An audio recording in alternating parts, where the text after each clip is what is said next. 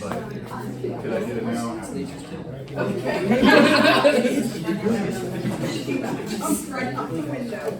Yeah, move that over just a little. Yeah, there you go.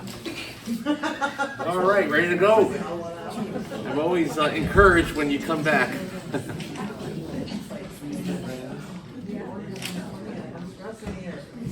Let's do a little review. I always want to review to get us to from where we were to where we're going, and then we end up with the truth that you cannot refute in the end of this Bible study. It'll be the truth you cannot refute. All right? Is that cool? All right. So we first asked the question, who is God? Right? And we had that wonderful discussion of it's Jesus and it's also the Athanasian Creed. Fair? It says, Jesus loves me, this I know, for the Bible tells me so. He who died, heaven's gates now open. He's washed away my sin. And also the Athanasian Creed. Begotten and... Not made. Huh? Not made. Not made. He is the God-man, and there's this thing called the Trinity. One in essence, yet individual persons. And that's your confession too, right? So which is it, Jesus or that? It's that, and then it's more, because God has a lot of mystery attached to him, but to understand that God is a Trinity is where we're going to end up, right? And at the end of the Athanasian Creed, it says, if you don't believe this, you don't have salvation.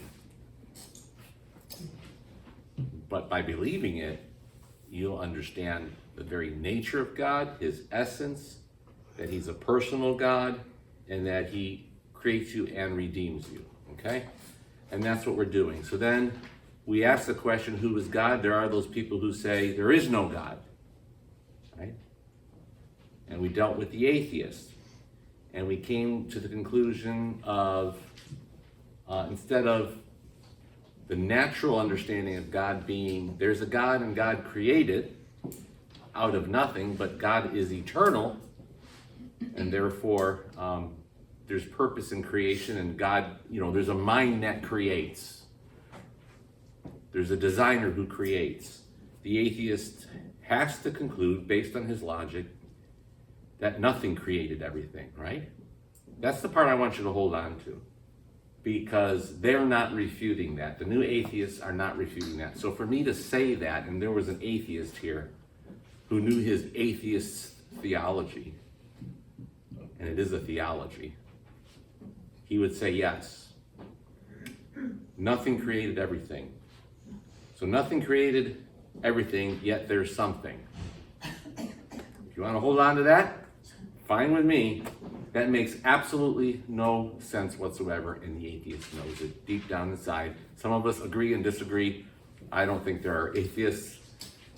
I think they just so want to suppress the idea of God. And there you go.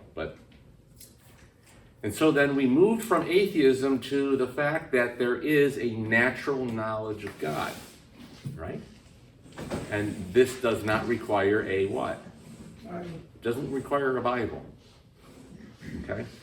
And that's why you have all these different ideas of God out there, because people don't follow the Bible, but there's a natural knowledge of God. So in other words, it's already kind of written on your heart. You know that you didn't create yourself. There's a universe, so on and so forth. All the different just natural reasons why to believe there's a God. There is a God. This belief doesn't save you, but it's just the acknowledgement that the human that believes there's a God. And what's very interesting to me is always how God begins the Bible by saying, in the beginning, this is what God does, not let me prove to you there's a God. I think the Bible already assumes you believe there's a God. Okay? So there's a natural knowledge of God. It's not the revealed knowledge of God, right? The revealed knowledge of God requires a what?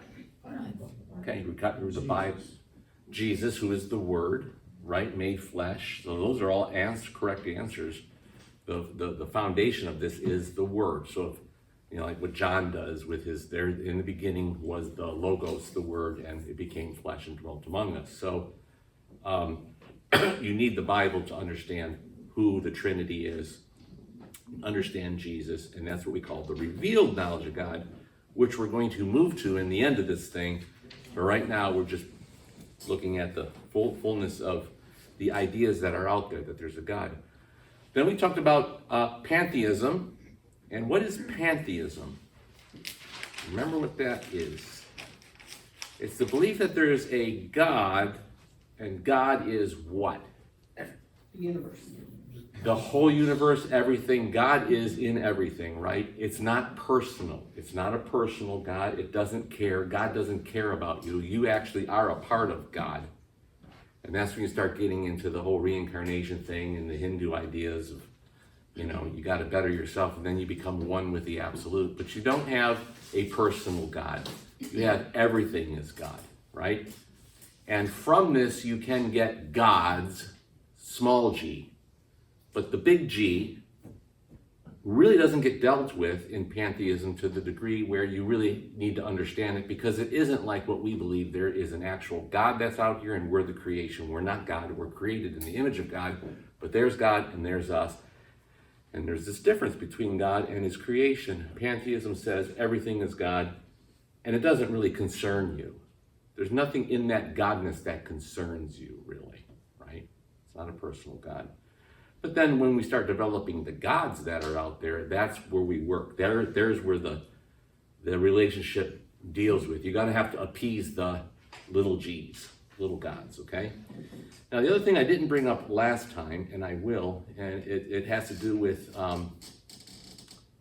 the other idea, like from a lot of the Greek philosophy, doesn't believe in necessarily pantheism where everything is God, but it returns to this idea, if you were to look it up in Greek mythology and just type in, where did the Greek gods come from? And you will get a definition of where they came from. And it's very interesting is it comes from some kind of chaos. All right? There's a chaos out there. I read a book on Epicurus, who I would suggest is the foundations of the theory of evolution. Theory of evolution didn't start with Darwin. Darwin just was able to take an old philosophy or religious idea and case it into science. But moral Darwinism is the name. I highly recommend it. And it was about Epicurus. He's like the 2nd or 3rd century before Jesus. And he speaks of that chaos from which everything comes from. And he kind of describes it, and I'm being very general here. There's a bunch of atoms going around hitting each other randomly.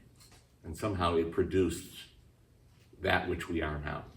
But again, very interesting, a lot of this Greek idea of what's out there and where we came from is no different than what?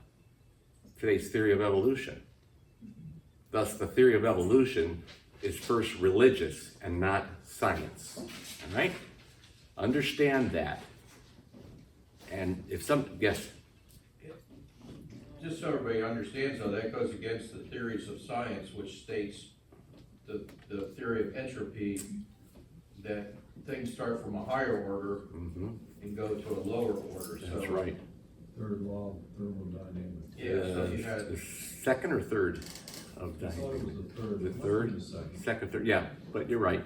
And it's a, if you had, like, say, steel, it'll eventually, you have to make it, you have to put energy in it, and it'll eventually rust into nothing. So That's things right. go from a higher order to a lower order, but they don't go backwards. They don't go from chaos into an ordered structure. So that's it's- correct, which is exactly opposite what we see, isn't it? Right. I Yeah. mean, we haven't, I mean, maybe it happens, but nobody's ever documented it. Nobody's been able to even come So close that's to why the proving theory it. is that it goes the other direction. Yeah, and the way I went with it was the biogenesis, abiogenesis. And what was the other thing we called it?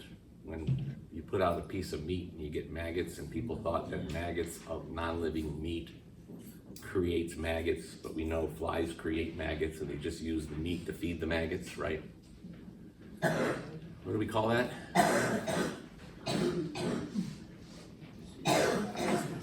What was that? Same thing as abiogenesis. I don't feel like going back and looking at it. Spontaneous generation, isn't it? Yeah, spontaneous generation. Evolution believes in, chemical evolution believes exactly that. There's no scientific proof whatsoever. In other words, we came from chemicals, right? The law of biogenesis is what? Life comes from life. In order to believe in this Greek chaos, or to believe in the macro theory of evolution, you're going to the same place, the same religious place, not scientific place. Don't ever let somebody tell you that the theory of macroevolution, in other words, we have come from a single-celled organism that came out of the primordial soup, is pure science. It is religion, and it's more religious than us Christians, because they have to go and try to prove, and they're trying really hard and they're not getting anywhere with it, that life can come from non-life to even start the whole thing. But that's no different than chaos, right? Same thing. It's coming from the same animal, coming from the same spirit. His name is Satan. It's not science, okay? Now, we talked about the yin-yang, and that was really important, and I want to revisit it for just a second to further clarify it, all right? What did I say about the yin-yang? Which is where all this is going to, a lot of this is going to lead up to. And who can describe the yin-yang? Good and evil. Who said it? Good and evil. Good and evil. And what about good and evil? There's a little bit of evil in the good, and there's a little bit of good in the evil. Okay. They need each other. They need each other, yeah, right. The other thing is they balance each other out. And they balance each other out. There would be an even. That's right. Kind of like a magnetism, right? Yep. Now, there could be somebody in the audience here that would say, no, that's not true. And they'll say something like this. And what they're going to say is true, but it leads to exactly what I told you last week. And here's an example. A spider eats a fly. Okay? The spider eats the fly, and it's dinner for him. It's food, it's nutrition. It makes him survive. For the fly, it's the most horrible thing in the world to be eaten by the spider, right? So what's good for the spider is what? Bad for the fly. And that's your yin-yang. All right? And so the spider needs the fly, and the fly needs the spider, but we won't go in that direction because, but there's a whole, like, if you even talk about the circle of life like Disney does in The Lion King, there's a circle of life. And what do we do with that? What was the circle of life in The Lion King? Remember, they're in The Lion King, you have zebras that are eaten, don't you? And they taught, and remember how that taught our kids, that's the circle of life. It's natural, and in the end, it's good. It's the way it's supposed to be. A zebra's going to be eaten by a lion. The lion's going to have a baby, and they need each other. And so there's this cooperation. The lion lessens the herd, right? What do we say as hunters go out and hunt? What do? They kill some of the deer, and the animal rights people will say, that's not right for you to shoot a deer. And the hunter will say, if there wasn't the hunter, the deer would starve to death out there because we have to thin out because they don't have very many natural predators here like out in the, what? It's herd management. It's herd management. And I like the word management. That's all, this is all yin-yang. Okay? So it presents the idea that the evil needs the good and the good needs the evil. Just like I said last week, it was like the police officer gets his paycheck as long as there's what? The crime and the criminal. So someone can make the argument that the police officer needs the criminal in order to get his paycheck. So they need each other. And this whole thing is wrong. Now, it's true, though, that the fly needs to be eaten by the spider in order for the spider to survive. Eric goes out and bags a deer. He's going to eat it, and his family's going to survive. All right? But what is this in the end? If you say that they're dependent on each other, well, in the end, then, can one say that it's bad for the deer that he no longer has his life, or it's bad for the fly, or what have you? You go as far as all these things. It's bad for someone and it's good for someone else, but I need it in order for this magnetism, this balance to happen.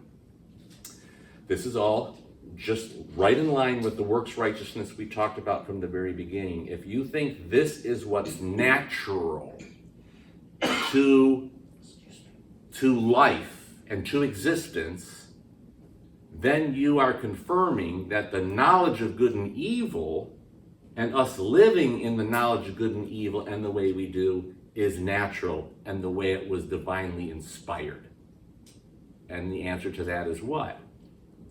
False. The Christian says God creates and everything is tov, good, in harmony with God.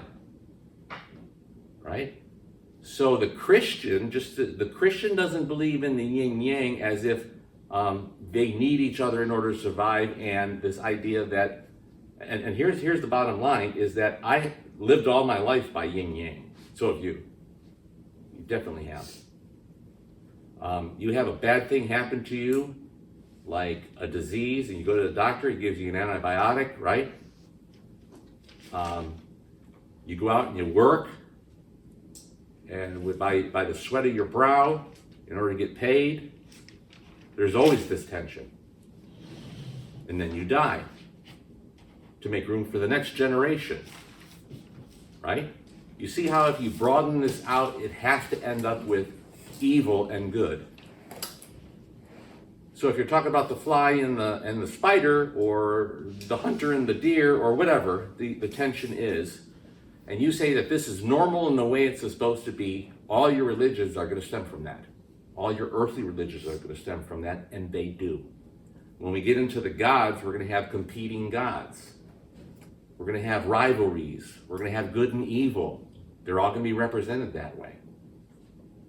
All right? If you believe in works righteousness, with the idea that you can win, like I said with the example of the great white shark, where I saved 4 people's lives, and I didn't with 3. I was evil to 3, and if I think salvation is a score where if I'm 4-3, I win, then I'm believing in the idea that that's acceptable. That bad is still acceptable in the equation. And God, if there be a God, if I'm good boy, if I'm good, or at least more good than bad, he's going to accept me. See how that works? What are we justifying? The good and the bad, and we're justifying evil. So any works righteousness idea is a justification of evil, if you think it through. You hear me? And what God does, in the Bible doesn't say that. God says everything was good, tov, in harmony. Don't eat of the tree of the knowledge of good and evil, because you don't want this yin yang. You could almost call it the tree of yin yang. And you would be accurate, because that's what happens. Okay? We went to Kenya one year and we developed a VBS, and it was a 3-day VBS, and the first day is God created and it was good. Man sinned and it was bad. And then the third one was Jesus recreates and it is good. Then we talk about resurrection from all of this yin yang that we live in, right? Okay? I have to live this way though, don't I? Don't you? This is how we live. We have to, I like your word manage. We have to manage our lives. We have to compete. We have to compete. We have to work and get paid. We have tragedy, right? So yin yang, that tragedy befalls you. You lose a loved one to death. A boy, let's say, dies and that's it. Well, it's the yin yang. It's the circle of life. And that's supposed to what? Bring you comfort?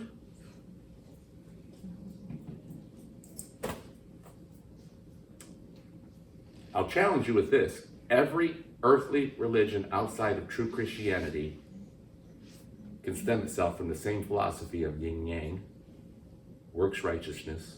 There's got to be a different solution to who God is. And that's where we're going to get to. Okay? Any questions about that? Does this kind of make sense? Okay? All right, so we talked about the pantheism. So you're going to get gods from pantheism, and you get a lot of gods from the chaos. Internet, we don't have internet, so I can't go to somewhere I wanted to go to explain to you this whole chaos thing. Because I am not an expert in Greek mythology or the gods or what have you. So I was going to read it for you, because it's the idea that out of the chaos comes a certain god who has a different name, but actually she becomes Mother Nature. So, so there's an idea that from this chaos emerges the gods. Okay? If you're a pantheist, there emerges these gods, but they're all little gods of the big God, which is what? Everything. Neither one of them starts with a what kind of God? A personal God. You have an impersonal God. And where they deal in their relationships, like I said last week, was amongst the gods. So whatever the gods do, all right, and whatever the gods demand of you, that's what you got to do in the polytheistic religions where there's a bunch of different gods with a little g. Okay? I'll try to explain that to you, because now we're going to move into polytheistic religions, because that's where the practicality happens in those people who believe in those things or have believed in those things throughout history. Okay? Make sense? All right? So we're going to end up starting with polytheism, the belief in many gods, and then we're going to move to monotheism, the belief that there's only one God. When it's monotheism, you're going to have somewhat of a personal God one way or the other. We're going to look at Islam. All right? You do have a personal God, but it's not the same God that is described in the scriptures as far as the triune God, okay? So we're going to look at the polytheism first, and just the philosophical aspect of the polytheistic religion, all right?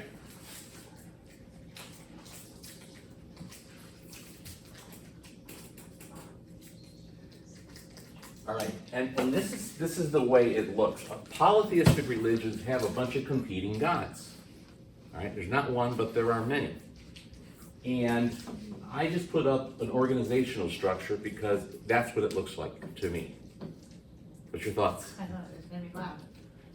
And it's CEO and then the Yeah, this might be Zeus or something like that. I don't know. But the point I'm going to get across is, I think if you think about a large company or even a small company, but let's take a kind of a large company. What do you have in order for the company to function? You got multiple levels. Yeah, and you have the department of this, finance department. You have the production department. You have the, transportation department, engineering. Okay.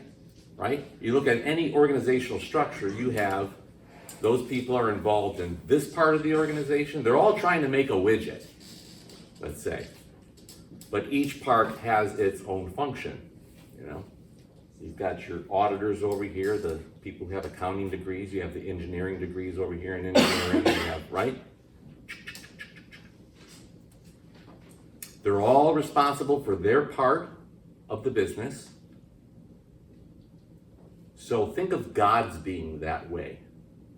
And what you have is a bunch of, like in an organization, if we were to meet together, let's say we were that company and each one of us is the head of one of the departments.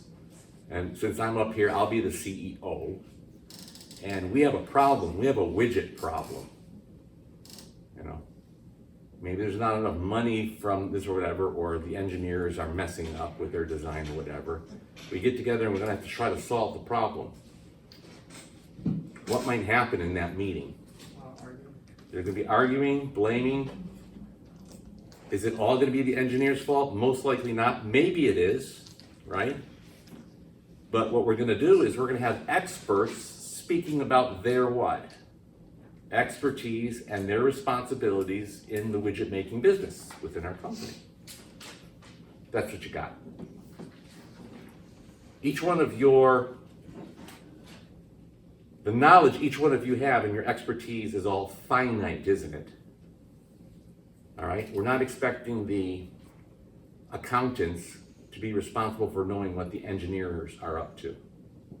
Everybody has their own expertise, so there is a limited amount of knowledge and expertise each one of the gods have, correct?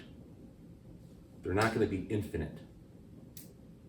So for me, it's very, very plain to see that when human beings create polytheistic religions, they're doing what? Where are they getting their source material? Finite source themselves. From the way we function. From their own experiences. Through their own experiences, through their own organizations, right? Right? You know, I could talk about our head elder here, who's looking for another head elder, but he's still our head elder but he's the chairman of the elders. I'm one of the pastors. What else do we got represented here? Any other boards? Okay, well, we have a board of evangelism, we have a board of youth, we have a board of this, that, and the other thing, right? And when we have our council meeting, right, you see that happening. Everyone gives their reports where they're at, okay? That's what you have. I want you to understand that each one of these gods are not in themselves infinite in any way, all right? So just to let you know, we'll just go over it really quick because I don't want to go too long with this, but I just gave you descriptions on some of the gods from the Greek pantheon, all right? Apollo, description. Apollo is one of the Olympian deities in classical Greek and Roman religion and Greek and Roman mythology. Apollo has been recognized as a god of archery, there's his expertise, music, dance, truth, prophecy, healing, and diseases, the sun, the light, poetry, and more. There's where his expertise is, okay? Artemis, ancient Greek religion and mythology. Artemis is the goddess, a female, the first one was a male, goddess of the hunt, wilderness, wild animals, nature, vegetation, childbirth, care of children. See, all these functions are what we are all dealing with, right? These are true functions of our humanity. Chastity. In later times, she was identified with Selene, the personification of the moon. Don't ask me anything more than that. Zeus is the sky and thunder god in ancient Greece religion and mythology, who rules as king of the gods. There's your CEO, maybe, on Mount Olympus. His name is cognate with the first syllable of the Roman equivalent of Jupiter. Poseidon is one of the 12 Olympians in ancient Greece. Our Greek religion and mythology, presiding over the sea, the storms. He's presiding over the hurricanes, right? Earthquakes and horses. I don't know, it's interesting. He was the protector of seafarers, so he's kind of the god of the sea and the waters and all that, right? There's his level of expertise. Hades, the Greek god of the underworld and the dead. See? There's all different ideas. Also known as Pluto or Pluton. Hades was the son of Cronus. See, he's also begotten of, right? So there's a beginning to all these gods, by the way. These gods are not eternal. They had beginnings somewhere. They emerged from the chaos or from the gods who have sex with each other and have children. Okay? And the brother of Zeus, Poseidon, on and on and on. The underworld is often referred to as Hades after the patron god. All right. So what I want you to just get a sense of And we go on and on and on, but my point is not so that you study each one of the gods, but to understand that they each have their what? Jurisdiction. Right? So they're finite, and they're not eternal. At least there's beginnings to every one of them. All right? So when you start asking the question, what happened before the gods, then you've got the chaos or the pantheism. All right? But this is where the action's at. All right? Give you an example of we could find in the Bible in Corinth. Remember the book of Corinthians, 1 Corinthians? The Apostle Paul establishes the church of Corinth, which was heavily Greek pantheon religion. Okay? They actually believed that if you're a farmer, and you got yourself a wife and some children, all right, and it's really dry and the crops aren't doing well, this is what you do. Anybody know what you do? You go to the temple. Who said that? You go to the temple prostitute. It's a priestess. The priestess, yes. So you say to your wife, Here's the money. see ya, honey, I'm trying to do well for my family. I'm gonna go see the temple prostitute, and we're gonna get it on. And that's going to what? Inspire the gods to get it on, because the rain is the sperm, and the earth is the womb. And so if the gods, if we can arouse the gods, we can enable it to have rain. How many wives are going to put up with that? Apparently a lot. They did. They did. They believed that. They believed that. That's just one thing out of many. We talked a little bit about this in our last Bible study in regards to the sacrificial system, because a lot of these gods have to be what? Appeased. Moloch had to be appeased.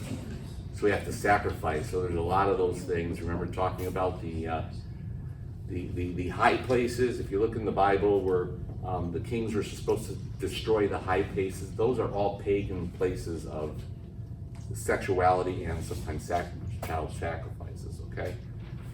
So what do you end up with if you, let's say, had 1,000 gods promoting various areas of expertise in running the creation and trying to influence the creation, resembling an organizational structure? What do you get?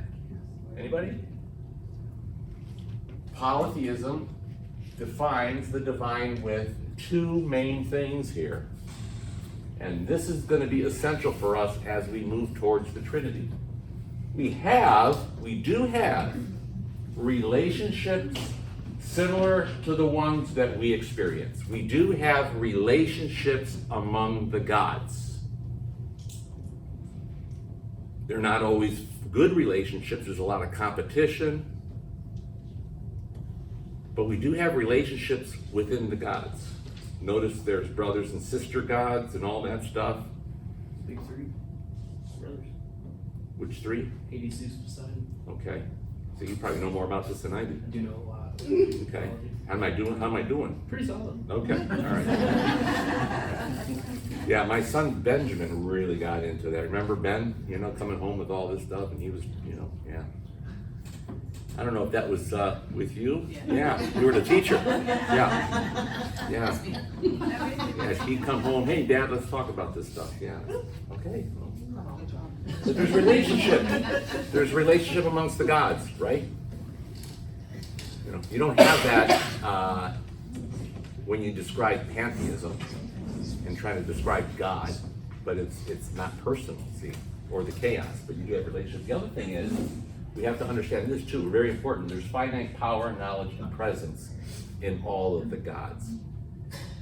All right? And this is going to be critical, because if you believe in a monotheistic God, you're going to make a lot more sense in some areas, because what you're going to end up with is a what? A being that is all-knowing, all-powerful, present everywhere. But if you go to Greek mythology or Egyptian mythologies, you're going to have this. Finite power, knowledge, and presence for each one of them. There's need, there's dependency on each of them, and there's relationship between them. Very similar to the relationships we have as humans when there's love, when there's hate, when there's war, when there's community, right? Yes? I don't want to steal your thunder, but were you going to go to Paul and when he went to Corinth and said, I see you have all these gods and you have one that's unmarked. And I mean, that's what made me think of. And I see you have one that's unmarked. Well, let me tell you about the one that's unmarked. You know? That's when we went to Because Athens, right? They had all these gods that did different things. That's an excellent point, by the way, Jim. Right on. Because you know what you could do with this too? That's a very interesting point. Because you're going to have to ask the question. What he's talking about is in the book of Acts, they go to Athens. And Athens is the wisdom place. In those days, guys would just hang out amongst the square and talk philosophy all day long. That's what they would do. Certain groups of people, right? And they have all these different gods, and Paul goes there, like you say, all these different gods with all their different, everything that we've kind of explained, right? All these statues, and they did. They put together, and the reason why they put the statue of the unknown God is because they didn't have a sense of completeness, right? Because if you have 500 gods or 1,000 gods, you have a limited amount of gods. And then they left room for another God that could actually exist that somebody can talk about and defend. And that's why they put the unknown God out there. And what was brilliant about Paul, and this is another reason why I think we need to have what's called apologetics, defense of the faith. When Paul goes in there, he uses that as his catalyst to talk about Jesus, the unknown God. Here's the unknown God, the God who is above all gods, who is infinite, who is, and he was able to convey the gospel starting with that. Yeah. But what's very interesting is that you could still have this sense that the people were not satisfied with their gods completely. There's still got to be what? Other parts to the puzzle of this pantheon that exists, right? Yeah, thank you. Excellent point. Anybody else? That sounds like the solar system where you keep finding another star and you're like, oh, man, there's another god, we just found another god. You never know how many's out there, but yeah, their system was so good that the Romans just took it over. They just copied it, but renamed all the gods with their own names. Yeah, and it gave Caesar the opportunity to call himself one of those gods, right? What's that? And then Caesar could say, I'm divine. They actually take the Greek pantheon, and yes, the Romans took it over when they took over Greece. Yeah. Mm-hmm. Yep. All right. Remember these two things. These are very important. They're critical. All right. Any questions? So polytheism invokes what we call plurality. Plurality, more than one, right? In the divine.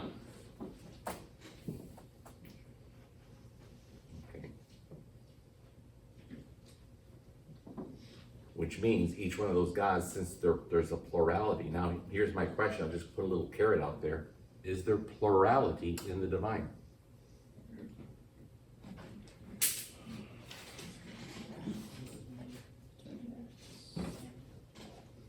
Interesting. See, now is there plurality in the divine? We'll say that. In what sense? Well, in the explanation of what we believe to be the Holy Trinity. Yeah. There's a plurality, but there's also Yes and a no. one essence that we're going to get there. What I'm saying, though, is what's very interesting to me is they get some things right. Because when we compare this to a monotheism without the plurality, you're going to find yourself with other problems. Okay? What you have is relationship, and I would suggest you have relationship because we as human beings have what? Relationship. You have sex because we as human beings have sex. We have a procreation because we have. You have war because we have war. You have a Hades because we have to have somewhere where bad goes. All right. You have punishment. I'm gonna talk about one of them later on. You have punishment of gods by gods. Gods will punish gods.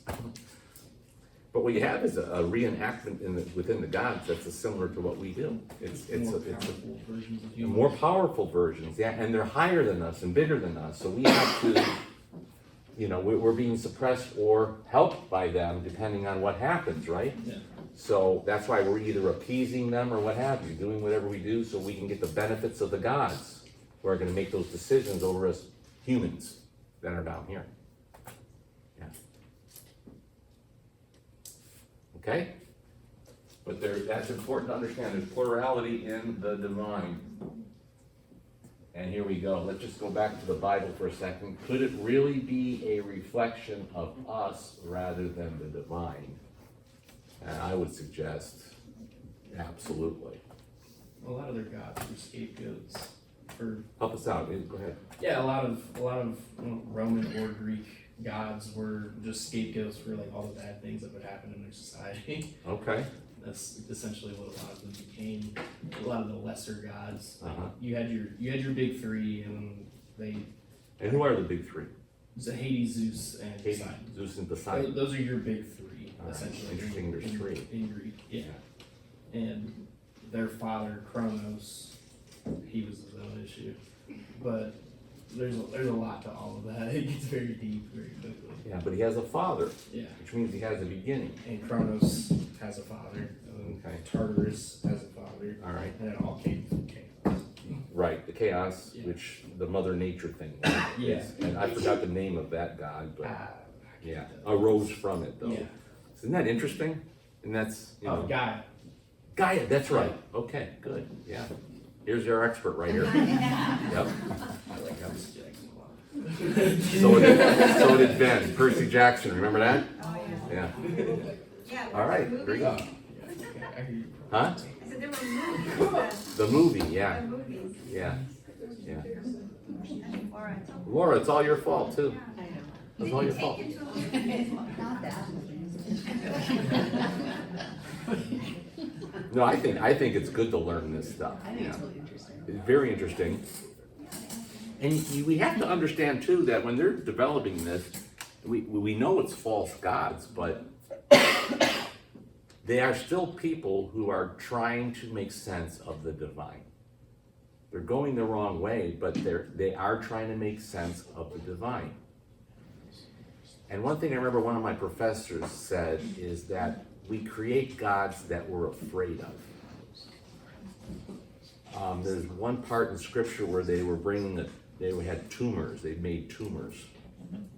I'm trying to remember where in the scripture that was where they made tumors and they put them on carts. And I remember Dr. Bullhagen said they did it because they were afraid of tumors. And they felt like if they made a god that would satisfy their fears, that would be a good thing. You know, Isn't I'm that when afraid the of the Ark sea of or the what Covenant have was you. found? Huh? Isn't that when the Ark of the Covenant was stolen? Yes, yes, And- yep. And it went from city to city, and Mhm. when it was in the one city, they started getting tumors. So That's they- right, that's what happened. They got, right. Started getting tumors and then they made tumors. Which shows like how this stuff comes about. They're people who are afraid. They're people just like you and me who trying to make sense. They know there's trouble in the world and they're just trying to find how this is gonna work out. How can we make sense of everything that happens? They probably thought of that when Moses put the snake on the pole for a second, I would imagine. You know, they got bit by snakes. What's Moses do? He puts a Excellent point. snake on the Excellent pole. point. Yep. He says, look at this snake. Mm-hmm. Yeah, and we can get into that. That's a good one there. Yeah. A lot of the pagan gods are shaped like animals, Yeah. but that they do reflect creation, Uh-huh. and where instead of where God created us in His image, then they're creating gods in the images of the things that they see. That's right. Yeah. Remember the worship of cows in India? You know, you can't kill a cow and eat it because they're holy. Cows become holy. Yeah. Protein somehow. Moloch actually, if you look at Moloch, and it changes over. You know, it looks like a jackknife I think at one point, and then it changes. They change it, but they're reflecting animals. Yeah. I always wondered if, like, most of the gods are always angry, and I always wondered if that was just a reflection that most of the powerful people that populations knew would be, you know, an emperor, a dictator, and you couldn't, you know, if you upset the dictator or the emperor, I mean, you could lose your life, your whole family's life. So I think when people think of power, that's probably what they envision God would be. That's right. Looking at human characteristics. That's right. I don't know. Yep. No, I think you're absolutely right. Yeah. Throughout the history, what the people in power were always the ones who end up enslaving the people, right? Absolute power corrupts absolutely. And so you got an emperor, what have you, or a king. You know. Go back to how God in the Bible, after the people leave Egypt and they go into the promised land and they start to build foundations, then God wanted a theocracy. He basically says, you know what? I'll give you the rules on how to live as your God, and you go by them. We'll have these judges and so on and so forth. And what did they say? No, we want a king. And God says, no, you really don't want a king. No, we want to be like the other kingdoms who have kings.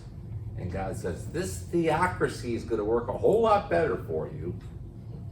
No, we want a king.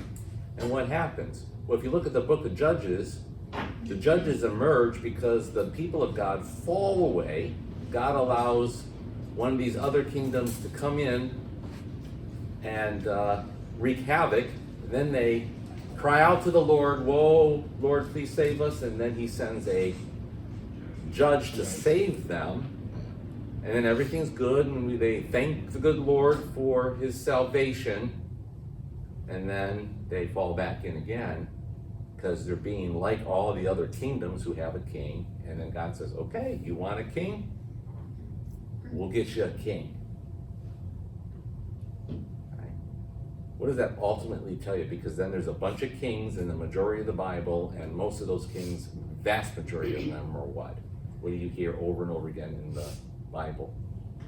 He did evil in the sight of the Lord.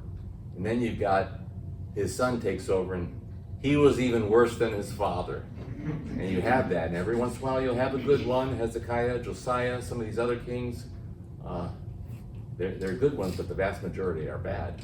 And what is God setting up there? What's the story telling you? A human king is very similar to the gods, like you're saying, perfect, yep. What's the story being told though? The real king's gonna come. And he's not gonna be like an earthly king. Right? So they're setting up, they're telling you what a bad human king is like, and then when Jesus comes along, they're looking for another David king, who didn't do so well either, even though that was a high point of the dynasty through David, but he messed up some things too. Right? And Jesus says what? My kingdom, it's not of this world. My kingdom is something different. So it becomes opposite of an earthly king. And that's the lesson that we learn. Yeah, but the polytheistic religions are developing the earthly king that you have to what? Appease. You have to appease and get on the good side of, right? And be afraid of. Right, now, if I'm believing in works righteousness, what am I gonna try to do? I'm trying to get on the good side of God too. Right? It's the same animal, make sense? No matter how you slice it. Oh, so could it really be a reflection of the divine? Could a reflection of us rather than the divine? Absolutely, absolutely. You can be like gods. This is the Garden of Eden, by the way.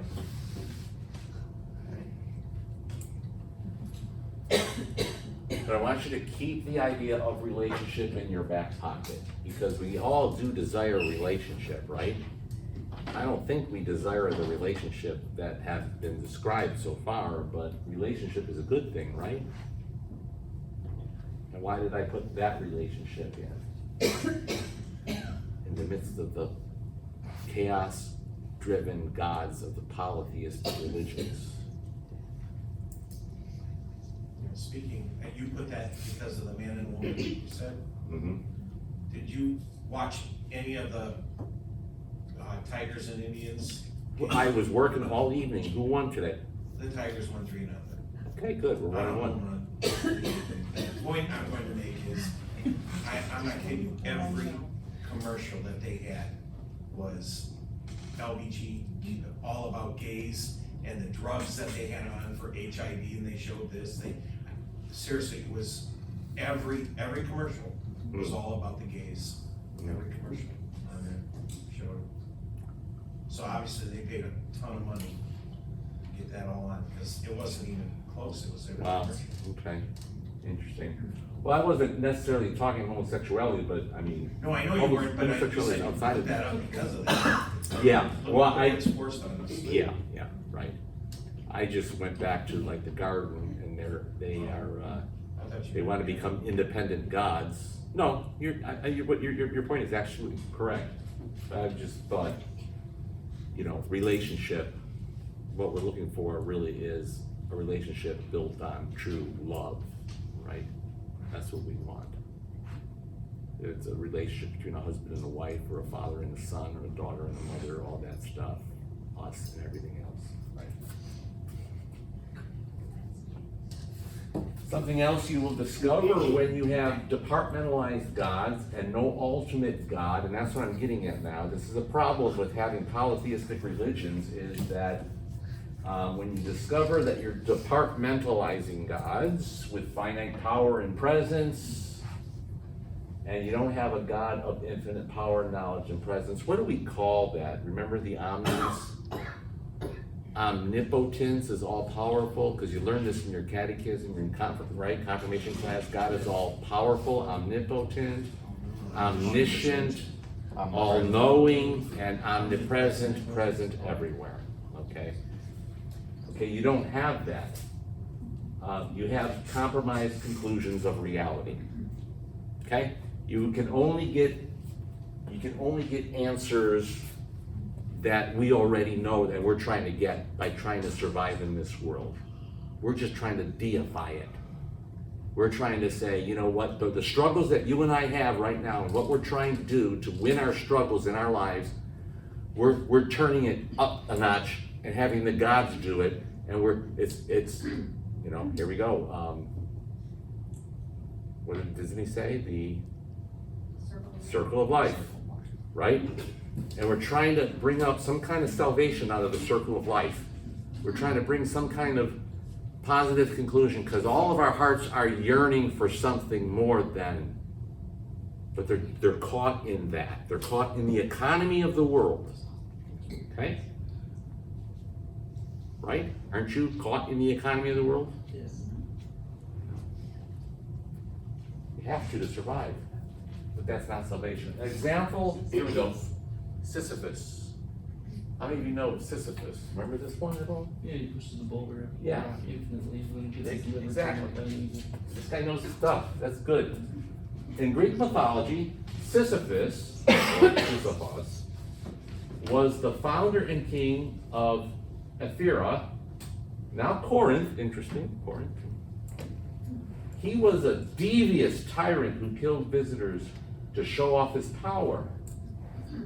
This violation of the sacred hospitality, see, there's a sacred hospitality amongst the gods, tradition greatly angered the gods. They punished him for trickery of others, including his cheating death twice. The gods forced him to roll an immense boulder up a hill, only for it to roll back down every time it neared the top, repeating the action for eternity. All right? Through the classical influence of modern culture, tasks that are both laborious and futile are therefore described as Sisyphean. All right, so I'm going to give you the lesson learned here so I can further help. This is how we're supposed to learn the lesson. If we learn the lesson of Sisyphus, we can have peace, right? So the gods say, you were bad, what you did was wrong, now your punishment is to roll up this big boulder all the way to the top, and it's going to fall, and you're going to have to do it again, and you're going to have to do this for eternity. And what would you call that? Insanity. What else? Huh? Karma. Yeah, I mean, what would you? It's like a hell, I guess. But it's frivolous, or what's the other word? Doesn't amount to anything. You're not accomplishing anything. Futile. That's the word. Fruitless. It's fruitless. It's futile. That's the word I'm really looking for. Right? But what lesson can you learn from this? What lesson can you learn? And if you learn it, by the way, your futile lives, your laborious work at the factory, your day-to-day drudgery, you can learn the same lesson and have peace if you understand the way of the gods and what we're to learn. Here's what we are to learn. All right. Sisyphus, his eternal labor underscores the importance of embracing the present moment and finding joy in the process, regardless of the outcome. Despite the repetitive and seemingly futile, there it is, there's your word, nature of his task, Sisyphus persisted in his effort, finding purpose and meaning in the act of pushing the boulder up the hill. That sounds like something Karl Marx would say. Okay, probably would. But you see, so what's the lesson?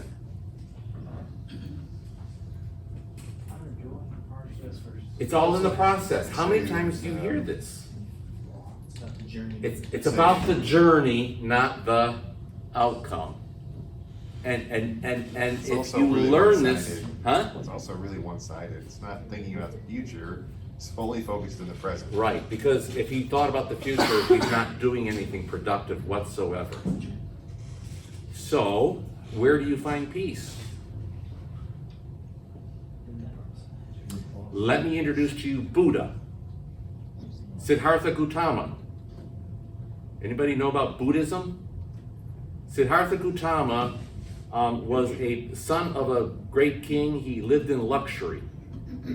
And he decided he wanted to go out and see what's out there in the world. When he left the world, he saw a sick person, a dying person, or a dead person. He saw all the tragedies of the world when he left his palace. His dad said, don't go out there, you're not gonna like it. But he all of a sudden he saw the rest of humanity that wasn't the king's son. And he created the religion of Buddhism, which its natural thing is when he saw that there's all these pain and suffering and then you die, which is how we concluded, you know, whereas it wasn't a belief in a God, but what he did, he said, if you can meditate and make yourself meditate to the point where you resist all of your urges in life, like urges of food, your sexual urges, all your pleasure urges, and if you resist them, then you can find nirvana. So it's resist anything that can cause any of these things to happen. Interesting enough, if history is true, we're not totally sure, but some would suggest that Siddhartha Gautama died of a very painful bowel obstruction. But think of the mentality here. It's really escape from reality. If you can escape from the reality, then what? Then you'll find peace. That's the same thing with Sisyphus. He had to escape his reality and for him it was find pleasure in rolling this up, and he's basically creating his own what? Kind of reality, the process. Don't think about the outcome, and then you'll find peace. So there's one solution for you. How many want that one? I would have thought the lesson would be, you know, he did a lot of evil acts, don't do evil acts or else you get punished. I mean, that would be how I would look at it. Well, the point is he's being punished. But now what is Sisyphus gonna do with the eternally rolling up that boulder? How is he gonna react to it?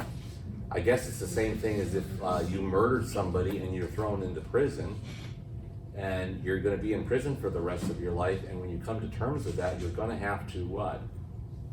Not worry about getting out, not worry about what you've lost, but try to find something valuable within your imprisonment. Now, there is some good to that, isn't there? Right? You know, Paul said he was content under all circumstances. Yeah, but he had a different vision though. He knew this, he was moving towards something that was eternal, and it wasn't some kind of hell on earth that's eternal, right? Right? Right. I would think this would be like hell, like where you're eternally punished. Well, I don't- think pushing that rock up all the time. our description of hell is one in which the person in hell is not looking at any good within what's going on. So I would say no. I think this is more a reflection of the mundane life of the human being and trying to find purpose in it for the sake of purpose. I don't think it's hell. Cause I think they had somebody else too that had to like fill up container and every day it would empty out, and the next day they'd have to fill it up again. Mm-hmm. Same Right. process. Right. Well, what does the Christian say? If you have a bad circumstance, and let's say you're a Christian and you're in prison, and maybe you're in prison because you're thrown in there because of your Christianity, you're going to have this kind of mentality, in the sense that you still have to have contentment. Paul says, "Whatever state I am in, there which to be content." But it's not. Why is he content? Because he knows Jesus has he's Yes, and he knows there's an eternal purpose for him. He knows that Christ is risen from the dead. He knows that death is not the end, and he knows he's not going to be in that prison forever, that there's redemption beyond rolling a boulder up or being in a prison, right? Same thing with the person laying in a hospital bed dying of cancer. Right? So Paul is saying that not because he has to find some kind of, or create some kind of reality that doesn't really exist in order for him to have peace. There is a reality called redemption from all this garbage of rolling boulders up hills. Yeah. His perspective is very hopeless. Like, he is stuck with this for eternity. Mm-hmm. But what I noticed in the previous slide is that the reference to how he got here was because gods died. Right. Well, either gods or people died. I'm not sure if they were God, but either or, it It doesn't matter. said he Yeah. cheated death twice, Right. and that's why they were angry at him. Mhm. So that means that gods are supposed to die. that's why. Yes. There's that finite aspect to it. There's nothing eternal or infinite about any of these gods. That's one of the main points we have to get out of this.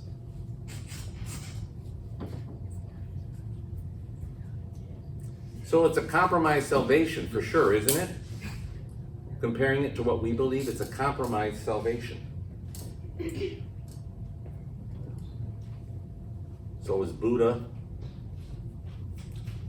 So is anybody who suggests that whatever you find valuable in this life is all there is.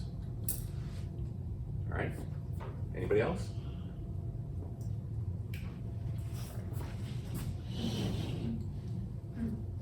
All right, I think we're gonna stop there, because then we're gonna start moving into monotheism. But that is the two things I want you to remember in regards to what we've learned about polytheism, is that what? There are many gods, but they are in relationship.